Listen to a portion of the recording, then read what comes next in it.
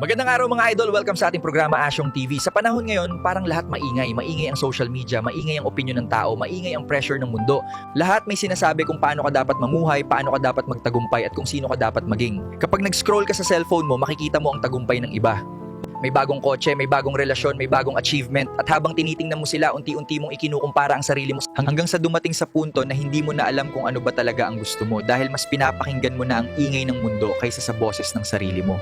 At yun ang pinakmapanganib dahil maraming tao ang nabubuhay ayon sa expectations ng iba pero patay naman ang pangarap sa loob nila. Kaya gusto kong itanong sa inyo lahat, kailan mo huling pinakinggan ang sarili mo? Kailan mo huling tinanong ang puso mo kung okay ka pa ba? Masaya ka pa ba? Ito pa ba talaga ang gusto mong tahakin?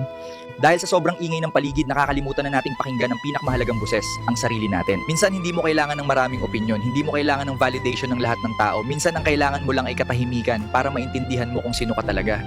Tandaan mo to, hindi lahat ng trending ay tama, hindi lahat ng sikat ay masaya, at hindi lahat ng mabilis magtagumpay ay tunay na panalo sa buhay.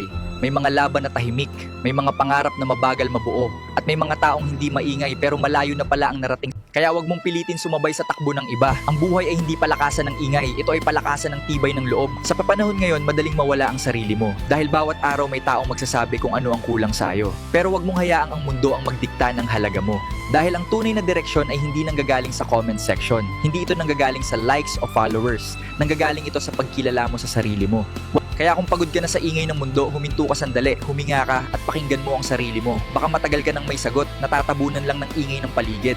At tandaan mo, sa panahon ng ingay, ang pinakamahalagang boses na dapat mong marinig ay ang boses ng sarili mo. Huwag mong kalimutan na manatiling tapat sa iyong mga prinsipyo at pangarap sa buhay. Maraming salamat mga idol. Ito ang inyong motivational guru, Asyong TV. Thank you so much for joining me today and I hope this episode inspires your journey forward. So,